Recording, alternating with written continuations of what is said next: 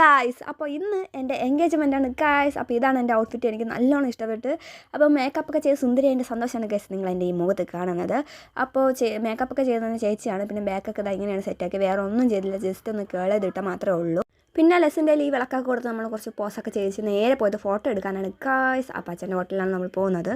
പിന്നെ ഈ മുതുക്ക് പാവാട എനിക്ക് പിടിക്കാനേ പറ്റത്തില്ല, നല്ല വെയിറ്റ് ഉണ്ടായിരുന്നു. ഞാൻ പൊക്കി പിടിച്ചാണ് അവിടെ ഫുള്ള് നടന്നത്. പിന്നെ അവിടെ ചെന്ന് ചേട്ടൻ നമുക്ക് ഫോട്ടോ ഒക്കെ കുറേ എടുത്ത് തന്നു. പിന്നെ അച്ഛൻ്റെ കൂടെയൊക്കെ ഞാൻ ഫോട്ടോ എടുത്ത് നമുക്ക് രണ്ടുപേർക്ക് നല്ല ക്രിഞ്ചായിരുന്നു, ഫേസോട് ഫേസ് നോക്കി ഇരിക്കാനൊക്കെ വൻ കോമഡി ആയിരുന്നു. പിന്നെ ഡുണ്ട് വലിയ ഫോട്ടോഗ്രാഫർ ആവാൻ നോക്കി, പക്ഷേ ചേട്ടൻ ക്യാമറ പിടിച്ച് വാങ്ങിച്ച് ലെസിൻ്റെ കുറേ പോസൊക്കെ എടുത്ത് കൊടുത്ത് ഫോട്ടോഷൂട്ട് ആകാൻ കഴിഞ്ഞ് നമ്മൾ നേരെ ഹോളിലെത്തിയപ്പോഴേക്ക് അവിടെ ഒരുക്കങ്ങളൊക്കെ നടക്കുന്നേ ഉള്ളായിരുന്നു. എൻ്റെ പേടിയെന്ന് വെച്ചാൽ എൻ്റെ ഡ്രസ്സും റെഡാണ്, ബാക്ക്ഗ്രൗണ്ടും റെഡാകുമ്പോൾ കുളമാവുന്ന പേടിയുണ്ടായിരുന്നു. പക്ഷേ സെറ്റാക്കി വന്നപ്പോൾ അടിപൊളിയായിരുന്നു ഗൈസ്. പിന്നെ ചെക്കൻ വീട്ടുകാരൊക്കെ വന്നു. ഈ പോണ ചെക്കനാണെങ്കിൽ നേരത്തെ വന്നിട്ട് എൻ്റെ കൂടെ ഫോട്ടോ ഒക്കെ എടുത്തായിരുന്നു. പിന്നെ ചെക്കൻ വീട്ടുകാരോടെ കയറി.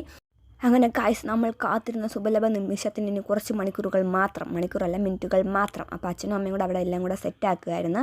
നമ്മുടെ 4 വർഷത്തെ ലോങ് ഡിസ്റ്റൻസ് റിലേഷൻഷിപ്പിൻ്റെ രണ്ടാമത്തെ സ്റ്റെപ്പായി എൻഗേജ്മെൻറ്റാണ് ഗൈസ്. അപ്പോൾ നമ്മുടെ എൻഗേജ്മെൻറ്റ് കഴിഞ്ഞ് എനിക്ക് ഭയങ്കര സന്തോഷം. എൻ്റെ കൈയൊക്കെ ഭയങ്കര വിറച്ചിലായിരുന്നു. അവനൊരു ടെൻഷനുമില്ല, അവൻ ചില്ലായിട്ട് തന്നെ ഇരുന്ന്.